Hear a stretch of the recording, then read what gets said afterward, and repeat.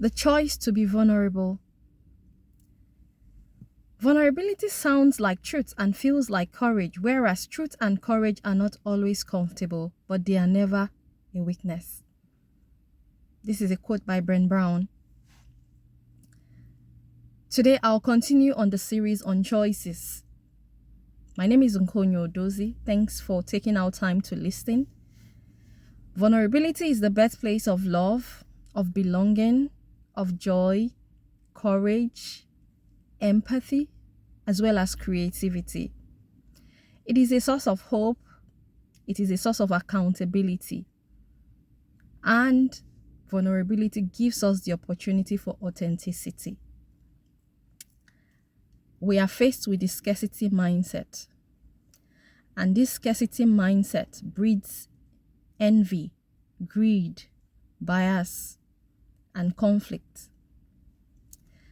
The scarcity mindset is fueled by the need to be flawless, to maintain a certain kind of appearance, a certain kind of perception, the way we want others to perceive and see us. There is a natural desire in man for accolades and approvals. And this natural desire makes us to choose a facade of deception for an outward appearance in a bid for us to remain flawless in public. Now the choice to be vulnerable is one hard call that we need to make. If you get to that point of doing a self-assessment, a self-examination, a self-reflection about your person, about your journey, about who you really are. There's a book called The Top 5 Regrets of the Dying.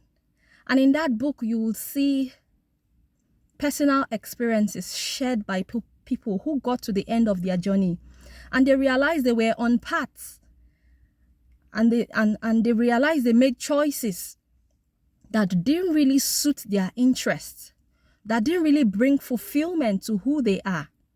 But it was at the end of their journey. And the thought, the feeling was, had I known, I would have chosen better. We live in a world where many of us are afraid.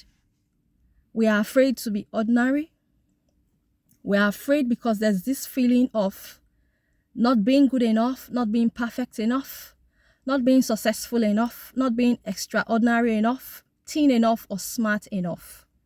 But the truth is, vulnerability brings clarity. Vulnerability makes you through to who you are and who God wants you to be. I recall some time ago, I met my pastor and I said, "Sir, I don't think I should lead the Sunday school team or even be a Sunday school teacher because my life is not reflecting the message, what I'm telling others to do. I feel like an hypocrite." And he was like, "No, this is not what we see. How can you say such a thing?" But deep within, I knew my struggles. I knew what was going on with me. It was a hard call, but I had to do it because at that time in my life, 4 to 5 years ago, I realized I was struggling. That tells you that if you don't cry out for help, the world will not really see what you're going through. The world thinks you're doing good or you are all right, whereas you are not. Now, the desire to maintain that outlook, a certain outlook, makes us to be in a place where we tend to cover up. We cover up for everything. We cover up what is working, what is not working, what we are struggling with. But I tell you the truth, that vulnerability is strength. Vulnerability brings progress. That man that called out to Jesus, he said, "Thou son of David, have mercy on me." Jesus did not shut his ears. Be you a church leader, you've been in church for 10, 15, 20 years. Dare to be vulnerable. Dare to share your struggles. Dare to be vulnerable and get the help that you need. Do a reflection on your journey and recognize what is working and what is not working. Thank you for listening. Please like, share, subscribe. Until I come your way again, my name is Nkonyo Dilzi. Thank you and God bless you.